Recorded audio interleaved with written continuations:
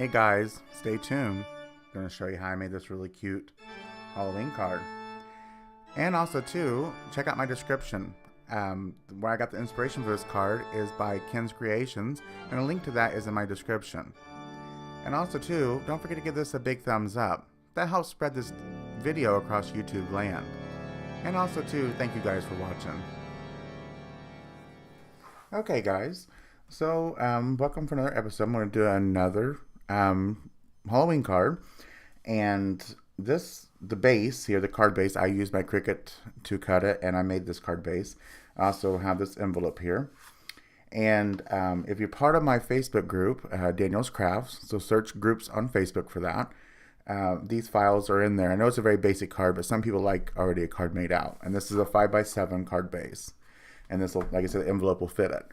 So you're welcome to have that file, and if you have files you'd like to share for Cricut Design Space, you're welcome to add those into the file section too.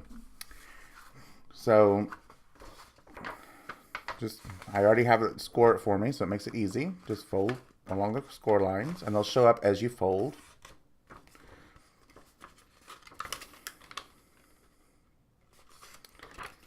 So very simple. And I also like to use a bone folder to help get the lines real crisp and nice.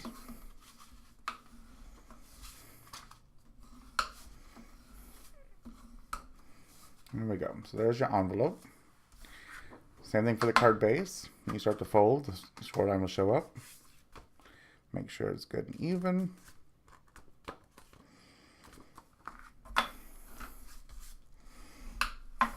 And there you go. So the card's going to be oriented this way. And I would like to add some the sparkle silk here on the background, just around the edges, because the orange here is going to go like this.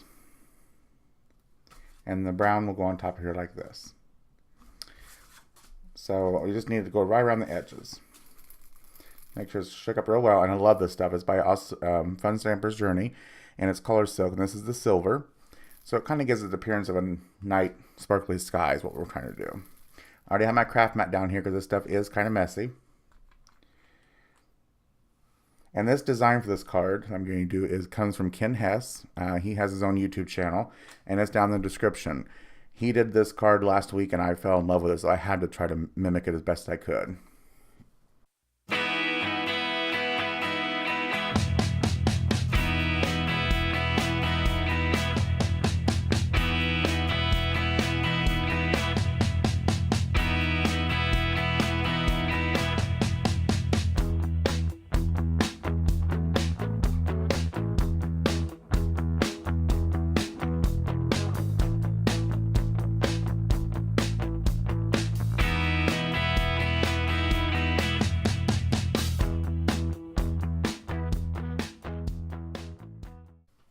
And now we'll go ahead and add some adhesive here to our back of this card while waiting for everything to dry. Sometimes the adhesive gets in the front, that's okay.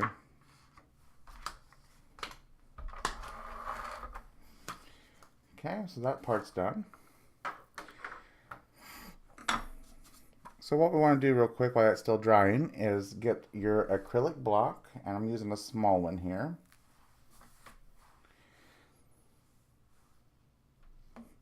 And I just have the Distress ink and black soot. He used the Distress ink and the oxide. Don't have that set yet. I need to order it. I have the first set was released. I do have that in oxide. So just put some on your block, wet it down.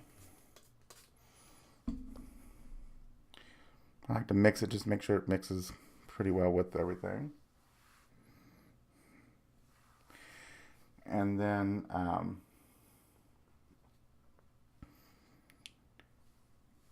we want to make a little sidewalk for our kids to be on that we're going to be using. So you just run it across the bottom here.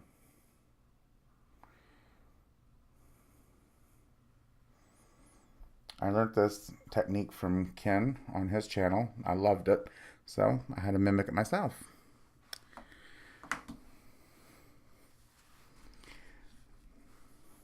So while we wait for everything to dry up here, we'll clean up our area and we'll start putting the card together. Okay, so it's good and dried. And we're going to use embossing on this project because I want to color in a few items. I want to make it kind of like monochrome. A lot like how Ken did in his video. Like I said, I just fell in love with that card and I had to try to mimic it as best I could. So I have I think this is Inka Dinka Doo brand. It's the Magic Embossing Powder. I believe it's just cornstarch. I believe you can also, I've heard you can use a dryer sheet too. I like to put a pretty thick coat on there because I don't want my embossing powder to stick anywhere else except for the embossing ink. So now we're going to get our stamp platform up here. Looks like I got a little wet spot there. Like I said, you want it really thick. At least I like it a little thicker on there so it does not have any static electricity. Because I'm a little fussy when it comes to my embossing powder. I don't like it sticking anywhere else.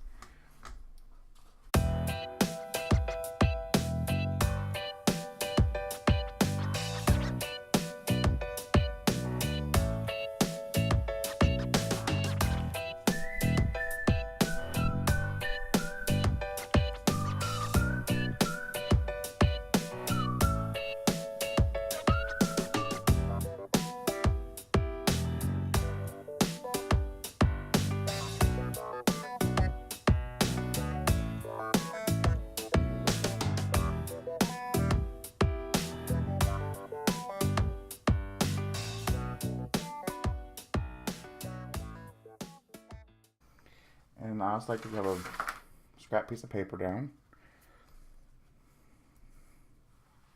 This is by Brutus Monroe Raven, and it's ultra fine, and I really like this stuff. I've already tested it, and it works very well, especially for these fine details.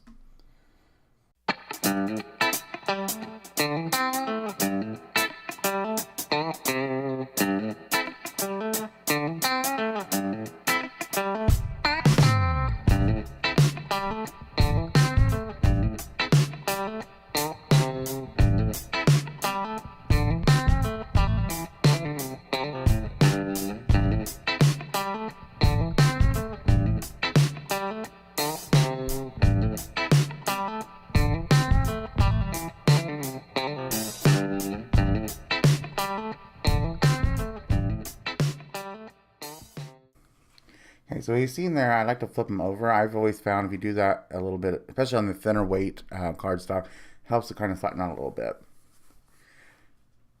So there we go. Turned out very nice. And now we're going to color in I wanted, like I said, my monochrome, sorry.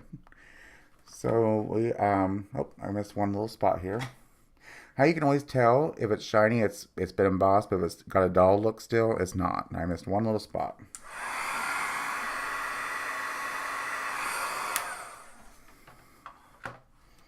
Now it looks good. So we're going to do the pumpkin, her little container, his bag, and his little patch here. It's kind of how Ken did it on his video, and I just really loved it. So I don't have the paint pens that he was using, so I kind of experimented, and this turned out a lot better than I thought it would.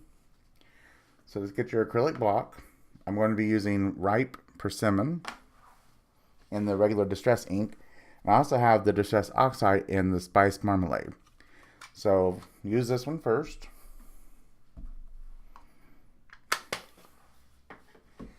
And I have one of those watercolor, water brushes here that has water in it.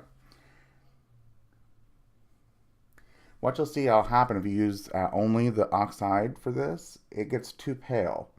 Goes on very nice.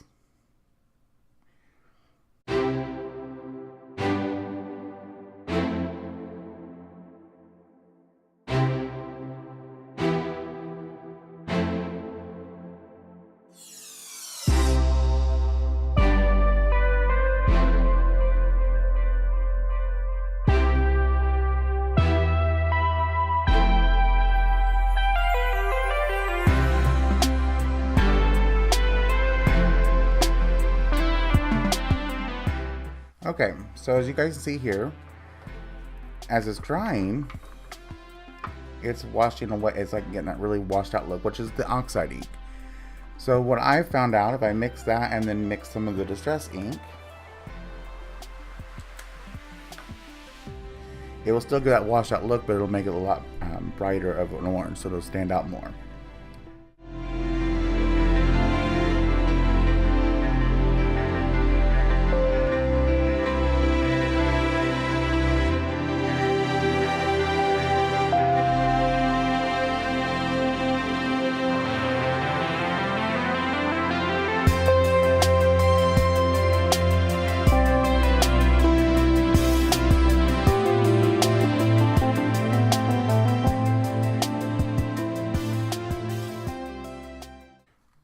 So there you guys go. Isn't that really cool? So it still had the washed out look, but it's a lot brighter and a little more dull still. I really like this oxide ink. If you haven't bought any yet, I highly recommend it. I was on the fence for the longest time about it, but it definitely is well worth it. I mean, it's amazing what you can mix with it and just do different things, the different layering techniques and all that. All right, so now we will stamp our little bats, and this is a little guy here I've got. I bought this stamp set also too based on his video, Ken Hess's, and it's just the perfect bat like he suggested, and it is. It really is. I couldn't find any other bat shaped like this on any other stamp set.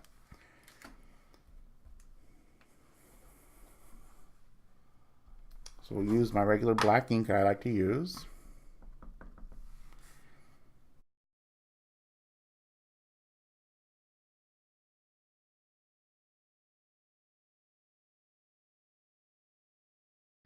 So now we're going to make a little cutout circle with our cuddle bug, and it'll be kind of like the shape of the moon, and this will go stamp on the inside of that.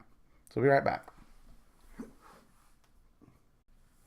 So here's the little circle, and like I said, I use the dies here, the little circle die. And here's our stamp.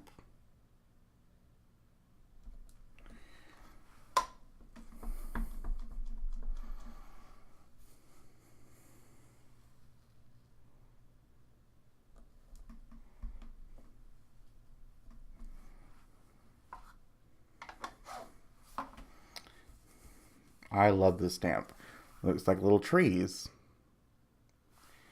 So now I add some foam dots here on the back to raise it.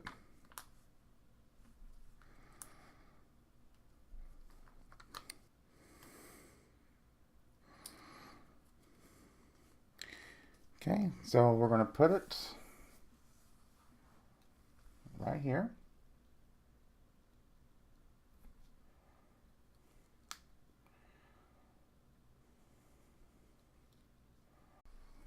Okay, so we're going to try to get this down here.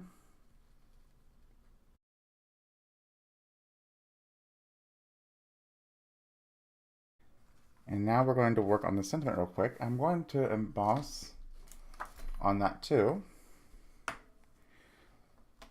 My sentiment is have a frightfully spooky Halloween. So before we do that, don't forget to use your embossing powder.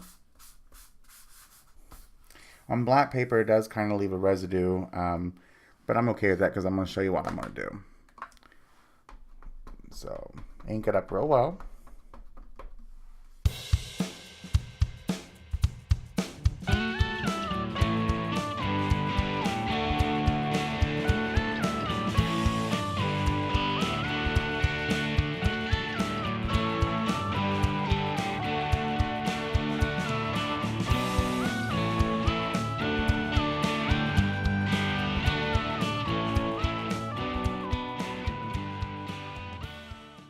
So now what we're going to do for the inside, to help kind of take away from the white here, you can kind of rub on a little bit.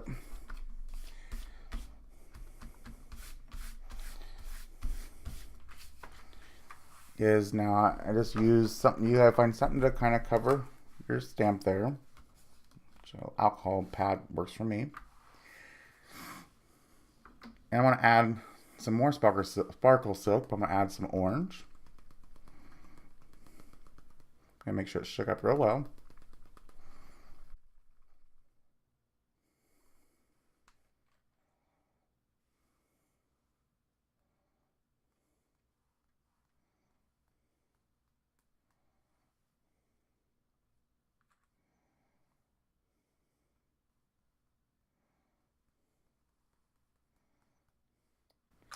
And then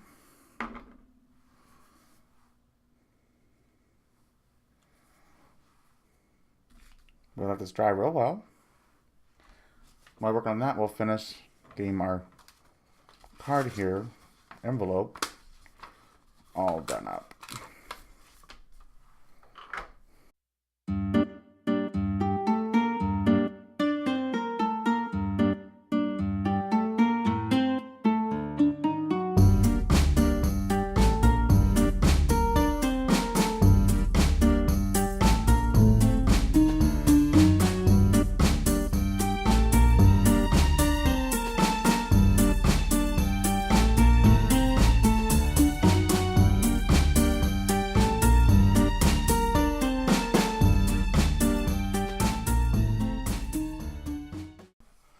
Okay guys, so here's the finished card.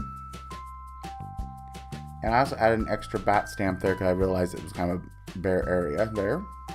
So please don't forget to also check out my description because there's a link to Ken Hess's YouTube channel. And like I said, he did this card last week and I fell in love with it, so I had to mimic it. And as also to you guys, don't forget to check out the rest of the links in there because there's a lot of fun links to other people I like to help support and to my social media. And if you guys haven't done it already, please don't forget to give it a big thumbs up. That helps spread my YouTube videos across YouTube land. And if you guys haven't done it either, please hit the big red subscribe button. And next to the subscribe button, hit the little bell. That gives you notifications for every time I post a new video. And if you have friends that like craft videos and stuff like that, please don't forget to share it on your social media of this video. Have a good day, you guys. Bye.